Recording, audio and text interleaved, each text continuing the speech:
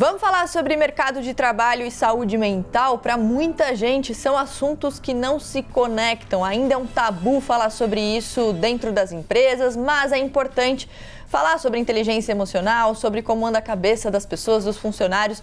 E esse é o assunto do Popverso de agora. Por quê? Imagina só, o que leva as pessoas a pedirem demissão? Muitas vezes as pessoas entendem a demissão por causa da falta de reconhecimento ou qualquer outro motivo. Mas tem uma pesquisa recente mostrando que o ambiente tóxico de trabalho é o principal motivo que faz as pessoas pedirem demissão. Essa pesquisa foi feita pela The School of Life, que é uma organização mundial que se dedica ao ensino da inteligência emocional, e pela Robert Half, que é uma empresa de soluções em talentos. E aí a gente tem ali, disparado o ambiente tóxico como principal motivo para demissões.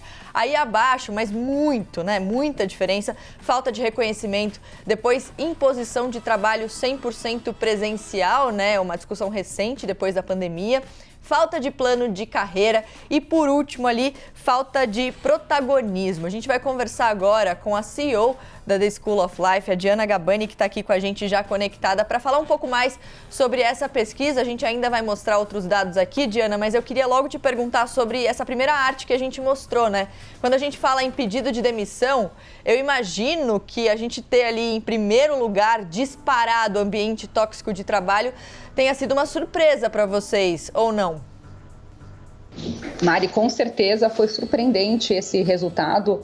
A gente está em contato com as empresas diariamente, a gente sabe que tem líderes que proporcionam um ambiente tóxico, mas a gente não imaginava que fosse nesse grau. Assim, para mim é muito chocante a gente ainda em 2023, em momentos que a gente está falando de tantas liberações, de igualdade de gênero, igualdade salarial, a gente se deparar com ambientes tóxicos de trabalho assim, dessa maneira. E tem outro dado aqui que eu queria já incluir na conversa, que é outra arte que a gente também vai colocar, que é a seguinte: no último ano, será que as pessoas deixaram de produzir por estarem emocionalmente abaladas? Ali é muito parecido o resultado de líderes e liderados, Então, 44%, 45% ali disseram que sim, deixaram de produzir por estarem emocionalmente abalados. Diana, quando a gente fala de saúde mental, de inteligência emocional, é uma discussão recente, no mercado de trabalho, porque por muito tempo parece que a gente, de certa maneira, aceitou que era comum um ambiente tóxico, Que era assim mesmo e que a gente não podia questionar isso. Você acha que esse movimento recente, se a gente for pensar, de questionar o ambiente tóxico, de questionar o tipo de liderança, tudo isso vem fazendo as pessoas acordarem para essa realidade nova? Acredito que sim, eu acho que veio um empurrão de tudo isso durante a pandemia.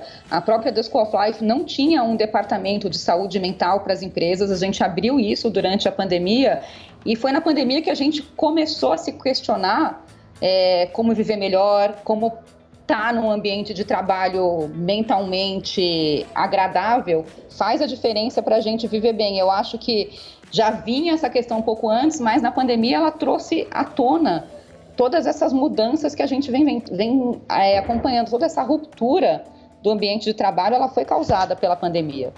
E eu acho que esses números são altos, Mari?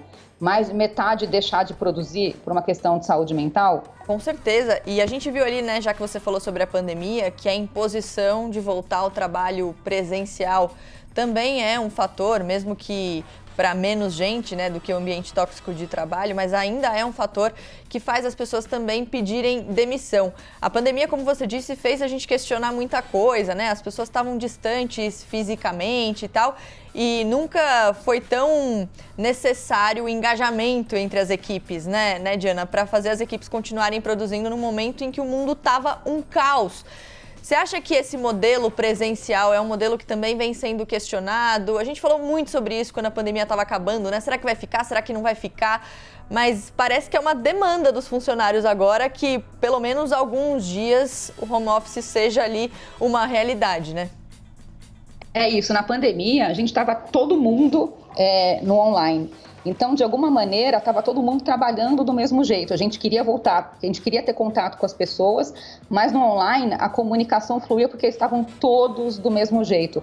Quando a pandemia voltou, até os colaboradores tiveram uma força maior para exigir ficar mais em casa.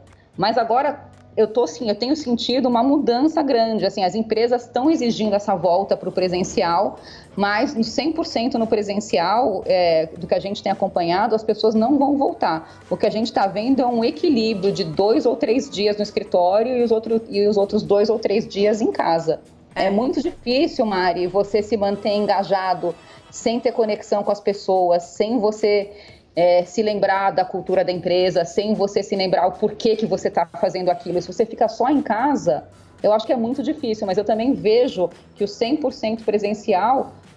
Imagina, gente, eu tenho o privilégio de morar perto do trabalho, mas poucas pessoas têm essa possibilidade. É um desgaste que também eu não acho que é a melhor forma hoje em dia para a gente conduzir. É uma discussão bastante recente e bastante complexa também, né? Porque tem trabalhos que permitem que a pessoa fique home office, tem trabalhos que a pessoa precisa estar no lugar para fazer o que ela faz, então é muito complexo.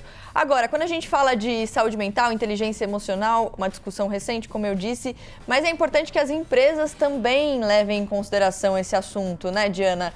Como a empresa, como líder das equipes ali, pode desenvolver esse assunto, pode criar um ambiente mais saudável, de mais, enfim, segurança para os funcionários, para que eles consigam falar sobre saúde mental, para que eles consigam, de repente, se mostrar vulneráveis de alguma maneira? Qual é o melhor caminho que as empresas e lideranças podem tomar para que esse assunto não seja um tabu dentro da empresa, né? Que seja um assunto acolhido, de fato, pela empresa?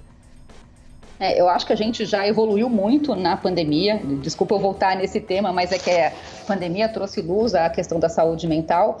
Mas os líderes, eles precisam ter um mindset de apoiar e acolher e promover boas conversas constantemente. A hora que você promove boas conversas, que não apenas você vai falar de metas ou de resultados ou de feedback, você consegue conversar com uma pessoa e ela vai se sentindo à vontade, vai falando com você que ela não está bem, fazer boas perguntas, que são perguntas simples, não é nada muito complexo, você não precisa ser um psicólogo. Às vezes as pessoas vão falar, mas eu não sou psicólogo, como é que eu vou fazer isso? Sim, você é capaz de fazer boas perguntas e perguntar, Mari, tá tudo bem? Posso fazer alguma coisa por você? Me dá um exemplo do que está acontecendo para eu te entender melhor. O líder precisa disponibilizar esse tempo. Não é uma coisa fácil, mas no fim das contas vai valer a pena, porque vai criar um ambiente de segurança psicológica que é necessário para a gente evitar um ambiente tóxico e vai deixar as pessoas à vontade para elas falarem e não vai chegar a pessoa a ter um burnout, porque você vai perceber que alguma coisa não está bem, vai oferecer ajuda antes disso e no longo prazo a empresa vai se beneficiar, porque vai ter menos turnover, vai ter menos funcionários em casa e menos gente. A pessoa que não está bem mentalmente, ela não vai produzir bem. Então está tudo, de uma certa maneira, conectado. Eu imagino que seja o caminho contrário do que a gente mostrou na pesquisa, né? Em vez de a pessoa pedir demissão, ela, de repente, pode se sentir mais encorajada a ficar dentro da empresa, mesmo que essa empresa tenha algum problema que não ambiente tóxico, né? Porque a gente sabe que o mercado de trabalho eventualmente tem uma coisa ou outra, mas se é uma empresa com ambiente acolhedor para a pessoa, que ela se sinta confortável para falar sobre saúde mental, de repente pode ser um fator que faça ela ficar ali. Agora, a gente está falando sobre liderança, sobre a importância da boa comunicação e de cultura também, né, Diana? E aí a gente, às vezes, vê que existe esse ambiente tóxico de empresas que vêm com esse ambiente tóxico há muitos anos e mudar isso é muito difícil. Então, para quem está assistindo a gente, que de repente está assim, eu trabalho num lugar que tem um ambiente tóxico, eu não tenho como sair desse trabalho porque eu preciso pagar o boleto no fim do mês e tal. Como administrar tudo isso? Existe chance de reverter essa situação num ambiente que já é tóxico? Qual é o caminho? É a conversa mesmo?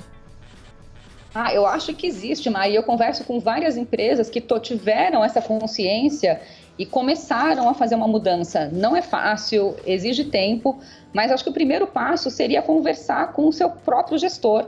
Se não conseguir conversar com o gestor, conversar com um colega, conversar com a pessoa do RH e levantar esse alerta, porque o tema tem sido falado. Então, eu fico às vezes, eu brinco que a gente, às vezes, em algumas empresas, volta para os anos 80, mas a diferença dos anos 80 para hoje é que falar desse assunto não é mais um tabu. Eu acho que você não deveria ter medo de falar, porque acho que a gente ainda está arranhando assim o chão do que a gente pode fazer em questões de saúde mental nas empresas. Então,